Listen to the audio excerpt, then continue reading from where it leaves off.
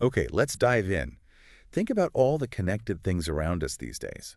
I mean, it's not just your phone or smart speaker anymore, right? Not at all. It's the thermostat in your office, sensors on a factory floor, medical devices. Traffic lights, even. Hmm. And that old idea, the security perimeter, Oh, that hard shell around the corporate network. yeah, it's just gone, basically. Blown wide open by the cloud, mobile work, and especially this tidal wave of connected devices. And securing all these non-human identities, the devices themselves, the software, everything that isn't a person logging in, that's become a huge security challenge. Traditional methods just weren't built for it. Absolutely. Yeah. And we've been really digging into this comprehensive guide that tackles exactly this problem. It's zeroing in on the identity of these devices, Hmm. the evolving security landscape, Right. and what the future looks like. Right. So our goal today, our mission, if you like, is to give you the absolute shortcut. We've pulled out the really critical insights from this guide. So you can quickly grasp, why identity is now the fundamental security focus, especially for devices. Yeah. And the sheer, almost unbelievable scale and vulnerability of these machine identities. And why we need totally new approaches. Things like automation, deep visibility, and yes, even AI. And crucially, how making sure a device can be trusted right from the very start, the moment it comes online, is the absolute bedrock. It's really about cutting through all the noise to understand the core shifts and the essential strategies you need for cyber resilience and compliance in a world where the network edge is, well, it's everywhere a device exists. So where do we start? The source material makes it really crystal clear. Identity has basically replaced the network perimeter as the main security focus. Yeah, that traditional corporate network boundary, it's dissolving. Mhm. With cloud adoption, mobile access, OT merging with IT, everyone working from everywhere. That old castle wall analogy, Mhm. it's more like a really porous membrane now. And because of that shift, identity is now the #1 target for attackers. It's also your main line of defense. The guide highlights some pretty eye-opening numbers here too. In 2024 alone, something like 90% of organizations reported at least one identity-related breach. That's huge. A staggering number. And out of those, 84% had a direct business impact. If an attacker can compromise an identity, whether it's a person's login or a device's credential, they've got a privileged way in. And that's where the sheer volume of machine identities becomes such a critical factor. Yeah. The statistics in the guide are, honestly, they're mind-blowing. They really are. Machine identities outnumber human identities by a ratio of at least 82 to 1. 82 to 1. Yeah. And we're talking about organizations managing, on average, 45,000 machine identities. Wow. And that includes not just devices, but software workloads, applications, APIs. Exactly. And they're multiplying constantly as companies automate and go digital. Unlike human identities, which are relatively static, right? Machine identities are incredibly dynamic, ephemeral even. Exactly. They're tied to cryptographic keys, certificates spinning up and down automatically. Trying to manage this explosion manually, it's basically impossible. Yeah, you just can't. And that lack of effective automated management infrastructure leaves this huge landscape incredibly vulnerable. And within that massive pool of machine identities, the guide really points to devices, the whole IoT and OT world, as a uniquely challenging and major vulnerability. The growth numbers alone are pretty astonishing. Over 18 billion IoT devices connected in 2024. 18 billion. And that's expected to more than double to nearly 40 billion by 2033. Unbelievable. And that growth is happening everywhere, including really sensitive areas like critical infrastructure, transportation, government. And these connected devices, they're high-value targets for attackers, aren't they? Definitely. The source points out that 42% of machine identities actually have access to sensitive data. That's compared to 37% for human identities. Interesting. Add to that the fact that 90% of organizations had an identity-related breach last year. You see why attackers are focusing here. Yeah, the math adds up. The average number of IoT exploit attempts per week in 2024 jumped to 53. That's a 46% increase from the previous year. They're actively probing these devices. So why are these devices so vulnerable compared to, say, a standard corporate laptop? Well, often they just weren't designed with traditional IT security in mind. Many are older legacy systems. Right. Or they're deployed in remote locations, maybe with infrequent connectivity. Exactly. You can't easily install agents or traditional security controls on them. And the potential consequences. They couldn't be higher, really. No.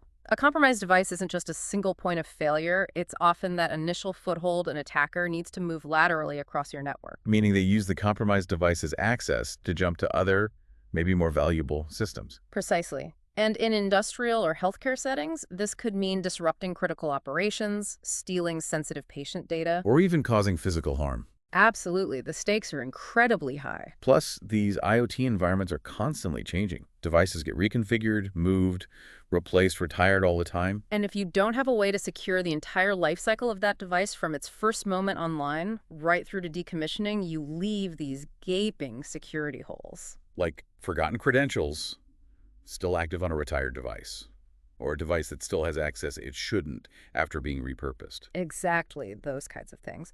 So the critical takeaway here is that securing the full device journey, onboarding, its operational life, decommissioning, it's absolutely non-negotiable in this new landscape. Which really highlights a core problem the guide discusses. The cybersecurity market itself is kind of struggling to keep pace with this dynamic, identity-centric challenge. Yeah, it's a bit fragmented. It's like having a toolkit full of highly specialized wrenches, but what you really need is a unified platform. Right. Most security solutions were built in silos, weren't they? Traditional IAM for humans, different tools for network security, separate systems for endpoints. And these siloed approaches just can't keep up when threats, especially those powered by AI, can just jump between these different domains using compromised identities. And historically, security has often focused on detecting and responding after a breach happens. Reactive. But the guide and newer frameworks like NIST CSF 2.0 are pushing us to shift security left, to make the identify function foundational. Especially for IoT and edge devices, you have to establish a strong, verifiable device identity first. Exactly. Without that, your ability to protect, detect, and respond is fundamentally weakened. How can you protect a device if you don't even have a reliable way to know what it is? Makes sense. The source material then clarifies the different layers of identity we're talking about. First, you have human identities. We're kind of familiar with those, managed by traditional IAM systems, passwords, MFA, all that. Still critical, obviously, but as we saw, they're a shrinking minority compared to the machines. Then there's the broader category of non-human identities, or NHI. This includes software entities, legal entities. And the huge subset within that, machine identities. These are those ephemeral workloads, applications, APIs, and devices we mentioned. Right, relying on cryptographic keys and certificates like digital passports, kind of. Yeah, and they're incredibly difficult to manage manually, which leads to that vulnerability we discussed. They're estimated to outnumber humans maybe 85 to 1 now. But perhaps the most challenging subset of machine identities is the IoT-OT devices. These aren't your standard servers or laptops. No, they're often deployed in tough environments, factories, hospitals, smart cities, remote pipelines. They might have limited computing power, maybe legacy operating systems, or unique network protocols. Making traditional IT security agents pretty much impossible to install. And they're incredibly diverse, meaning there's no single security approach that works for all of them. And because they can be the weakest link, attackers actively target them. Right. They might launch massive distributed denial of service, DDoSize attacks using hijacked devices, or use a compromised device as that initial entry point for lateral movement. So to get a better handle on this, the guide offers a more nuanced way to classify IoT, breaking it into 3 types. First, there's consumer IoT. Yeah, the devices in our homes, smart thermostats, cameras, wearables, generally outside corporate control, but still pose a risk if employees connect them to the corporate network or use them for work. Then corporate IoT. These are devices within the business environment, but managed by IT, things like connected printers, office security cameras, smart lighting. And these are often overlooked in security strategies, but they could be easy pivot points for an attacker already inside the office network. And finally, the most complex and highest risk category, enterprise industrial IoT, often called OT for operational technology. This is what you find in critical infrastructure, manufacturing plants, healthcare facilities.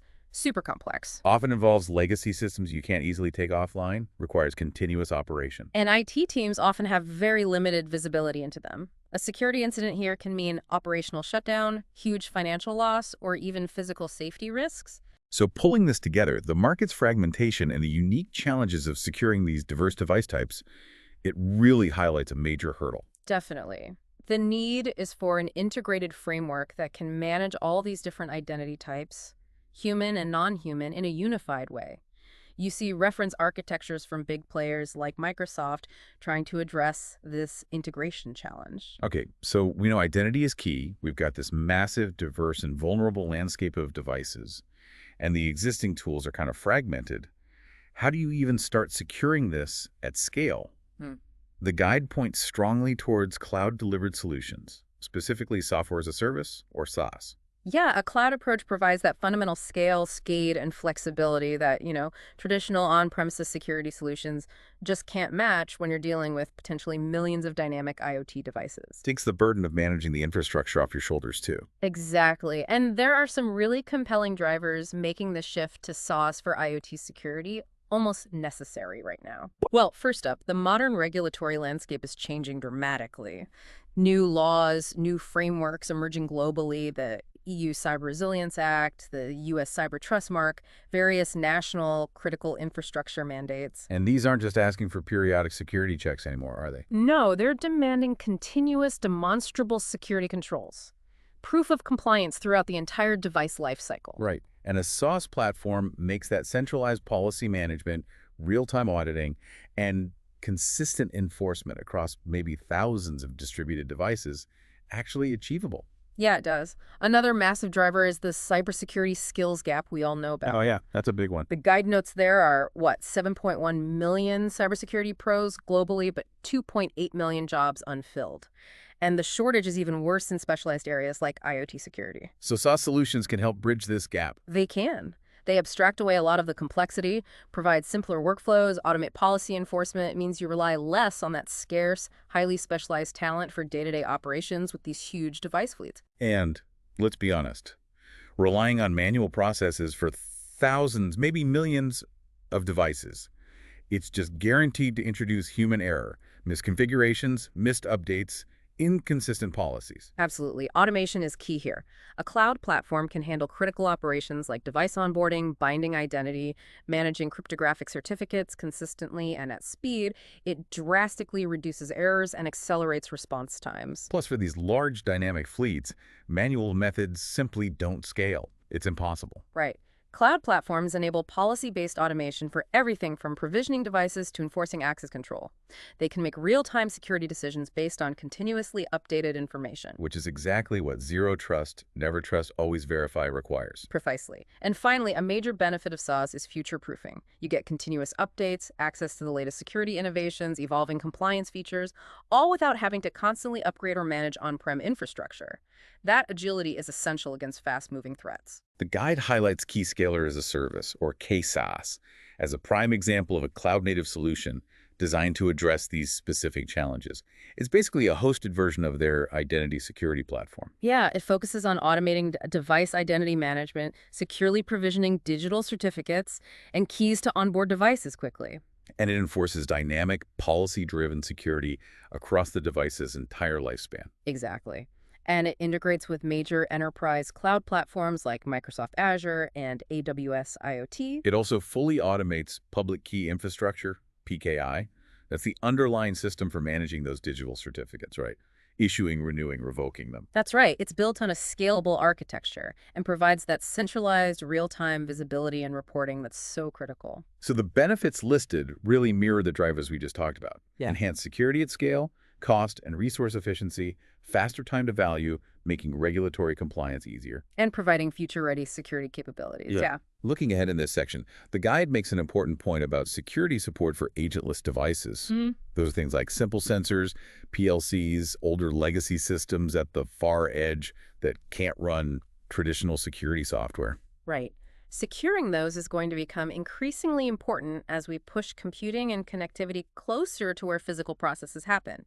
They often lack basic visibility and enforcement capabilities, creating these significant security blind spots. Which leads us perfectly into the foundational step for securing any device, agentless or not. You really can't secure what you can't see. Exactly. Comprehensive visibility into your device's state is absolutely fundamental for any CISO aiming for cyber resilience and compliance. You need to know every device on your network, managed or unmanaged, to understand its vulnerabilities, prioritize efforts, allocate resources effectively. Unknown or undocumented assets, especially those hidden away in complex OT environments, are massive blind spots, major risks. The guide discusses how to achieve this visibility in IoT environments, explaining the difference between passive and active scanning. Passive scanning just observes network traffic, Yeah, it's low disruption, which is often preferred by IT and OT teams in sensitive environments.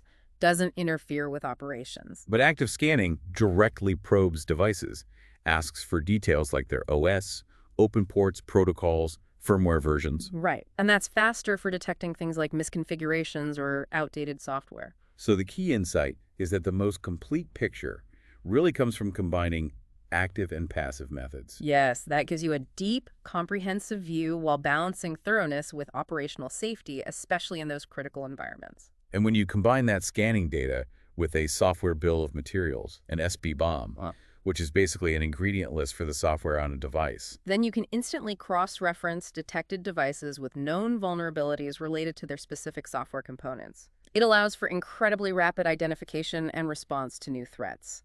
active scanning is also crucial for some niche but vital tasks, like getting ready for post-quantum cryptography, PQ readiness. Exactly. It helps identify legacy or hard-coded cryptographic certificates across your devices, which is essential for ensuring long-term crypto resilience, particularly in OT systems that might be operational for decades. But you have to be careful scanning, especially in OT, right? To avoid disrupting critical operations. Absolutely. The guide offers practical planning tips. Map your network first, use discovery tools specifically designed for OT protocols, definitely engage and work closely with your OT stakeholders. And always throttle your scan interactions. Don't overwhelm sensitive devices. Right, you need to be cautious. The guide presents Keyscaler Discovery as a tool specifically built for this comprehensive visibility across both IT and OT. It scans IP ranges, identifies device details, IP, MAC/OS, open ports. And crucially, it also detects specific security risks like expired or maybe long-duration TLS certificates, and it flags those unmanaged devices that are basically invisible security risks. And it provides actionable reports through a user-friendly interface. Yeah. For CISOs, the benefits are pretty clear. Enhanced cyber resilience because you know your attack surface, improved compliance by documenting assets and their security posture, and efficient resource allocation by prioritizing the most vulnerable devices. Framing this section, you really truly cannot protect assets you don't know exist or understand the security state of. Visibility is just the absolutely crucial first step. Definitely. And looking ahead, real-time data visibility and dashboards are going to become even more indispensable for CISOs managing these massive device fleets. Consolidating device identities, access logs, vulnerability exposure, policy compliance into a single dynamic view that enables much faster, more informed decisions. And the guide notes that what we consider indicators of compromise, IOCs, on these dashboards will broaden beyond just traditional signatures. It'll include detection of anomalous behavior as a key indicator of risk. So automated AI-enhanced dashboards are becoming essential to process this scale of information and flag what truly matters. Which brings us rather neatly to the role of AI itself, a technology that's both enabling incredible new capabilities in connected systems, but also introducing some novel security challenges. Especially with the rise of agentic AI, these autonomous decision makers. Right. And given the sheer speed and sophistication of modern cyber attacks, which are increasingly leveraging AI themselves, automation in our defenses is no longer just a nice to have. It's an absolute imperative. Manual security processes just cannot keep pace, especially with thousands or millions of distributed IoT devices. AI introduces some specific security challenges we really have to grapple with. First, there's the loss of determinism. Meaning the dynamic, constantly learning behavior of AI agents makes establishing fixed security baselines and static policies really difficult. Exactly. Security systems have to adapt to monitoring things that are designed to learn and change. It's like applying rigid rules to a constantly evolving system. Then there's identity ambiguity and role fluidity. Autonomous agents can operate across different domains, adopt different roles, interact with all sorts of systems. This demands dynamic, context-aware identity management, not just assigning a single static identity. A digital identity needs to reflect its current role and context. We also face data integrity and provenance risks. Autonomous agents process and handle data. Without strong crypto verification, that data could be compromised. Leading to things like poisoned input data for training models or manipulated outputs. Knowing where data came from and that it hasn't been tampered with is critical. The compromised AI supply chain is another big risk. We increasingly rely on external AI models, APIs, datasets firmware updates from third parties. And this introduces risks like tampered models being deployed, vulnerable data sets, maybe even hard-coded backdoors. Securing the full development and deployment lifecycle of AI components is necessary. And AI agents could potentially cause autonomous policy violations and overreach. Yeah, due to misaligned goals, maybe manipulation by external factors or just unforeseen interactions, an agent might violate security policies without explicit instruction. So you need policy constraints baked into the AI's environment, runtime enforcement of rules, and the ability for real-time overrides. Right. And finally, there's the challenge of trust calibration and explainability.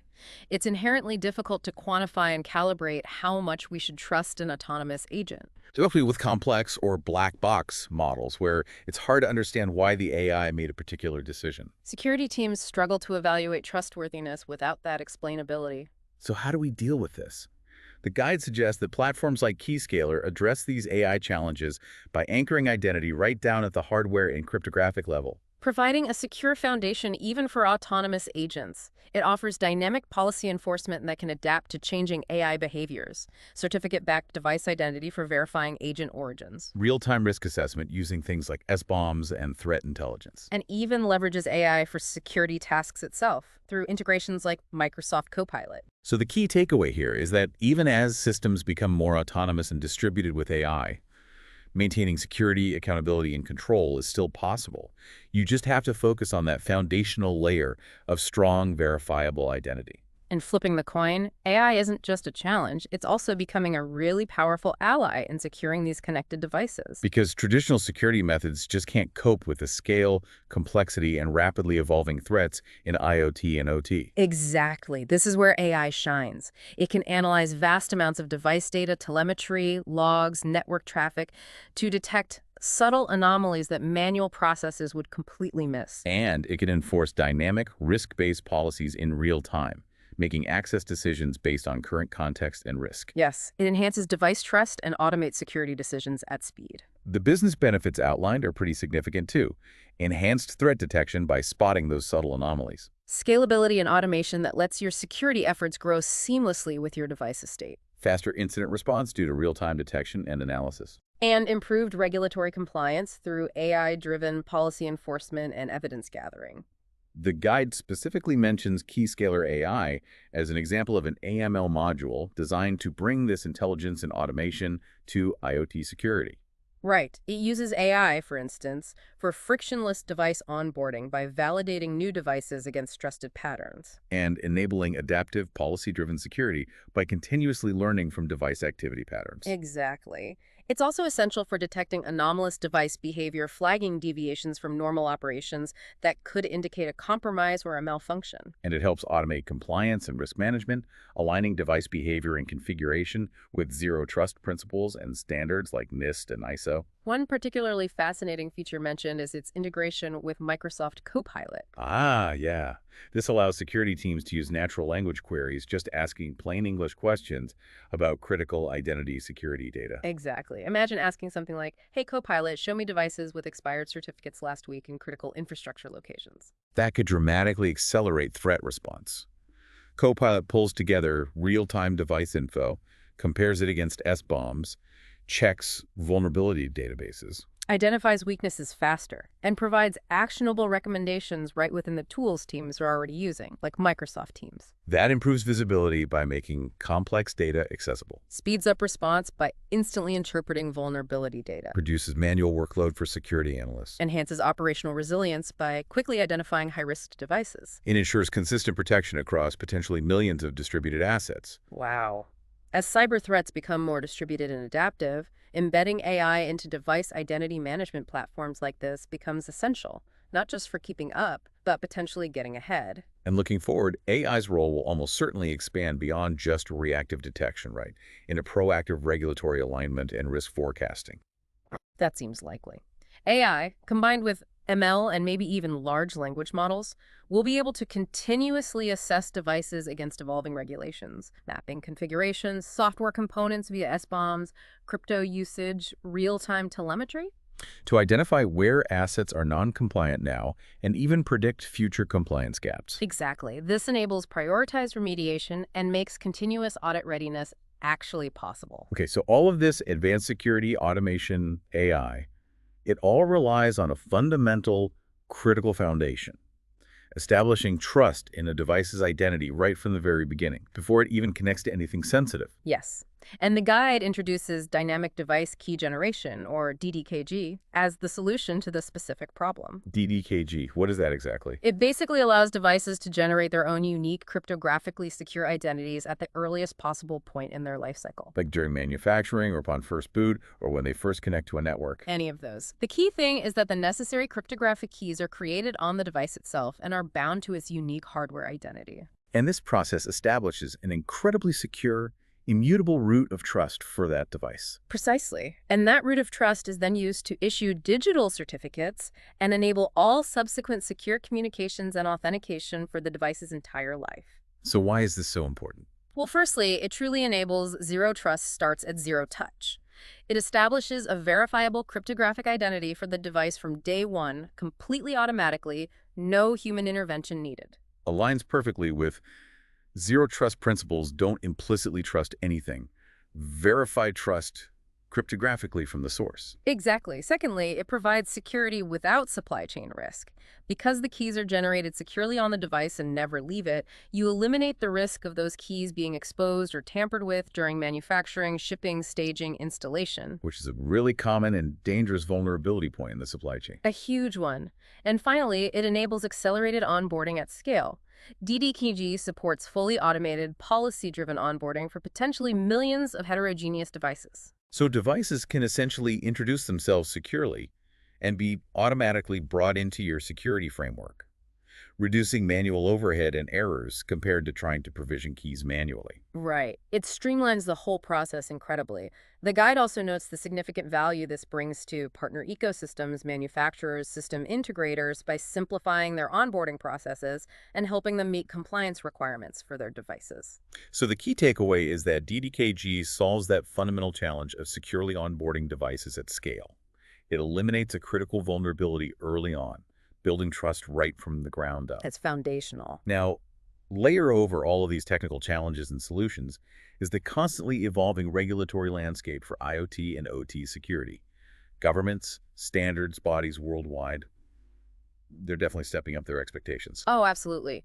As connected devices become more critical to society and the economy, the requirements are getting stricter. We're seeing a wave of new laws and updated frameworks. The EU Cyber Resilience Act, for example. Mandates secure by design principles, clear processes for vulnerability handling throughout a product's life. The U.S. Executive Order 14028 and the NIST IoT frameworks emphasize supply chain security, integrating IoT into zero-trust architectures. The UK PSTI Act mandates basic security features in consumer devices and established standards like ETSI EN 303-645 and IEC 62443 for industrial control systems are constantly being updated. And critically, these frameworks are moving beyond just checkbox compliance at the manufacturing stage, right? Completely. They're demanding demonstrable proof of continuous compliance across the entire device, life cycle, production, operation, end of life. The NIST IoT security guidelines themselves are being revised for 2025, and the guide mentions initial discussions highlighting an increased emphasis on governance, identifying all assets, integrating IoT security into broader enterprise practices. And what's crucial is this revision positions device identity and trust as that absolute foundational element. It has to be established before you can even effectively implement protect, detect, respond, or recover functions. Early NIST workshops identified 3 key themes for this revision: shifting to lifecycle-centric security, improving risk of visibility and evaluation, and ensuring effective communication around IoT security. All of which ties right back to identity and visibility. Given the scale and complexity we've discussed, maintaining this level of compliance manually for a big IoT deployment, it's just impossible, isn't it? Utterly impossible. Think about the obligations. Securely onboarding devices, continuously managing their credentials and certificates, maintaining audit trails, managing vulnerabilities in real time. These tasks would completely overwhelm security teams without automation. Relying on manual processes just dramatically increases the risk of missing critical deadlines, overlooking vulnerabilities that could lead to breaches, and ultimately failing audits. Definitely. Looking ahead, compliance assessment isn't going to be a periodic activity anymore. It's going to be a continuous central priority. And this is where the AI, ML, LLM technologies we discussed earlier come back into play. Yes. They'll enable continuous assessment, automatically mapping device configurations, software components via SBOMs, cryptographic usage, real-time telemetry against evolving regulatory requirements. This proactive approach can instantly expose assets that are currently non-compliant, forecast potential future gaps. Based on known vulnerabilities or expiring certificates, yeah, and enable security teams to prioritize remediation efforts effectively. It's about being audit ready at any moment. The guide explains how the Keyscaler platform supports this complex compliance need by providing that essential automation and intelligence. It aligns with core regulatory requirements by automating the identity lifecycle management, providing audit-ready logging and evidence trails, integrating SBOM and vulnerability data for continuous assessment. Enforcing policies at scale across diverse devices. And its architecture is designed to be compatible with standards like NIST, ETSI, and IEC 62443.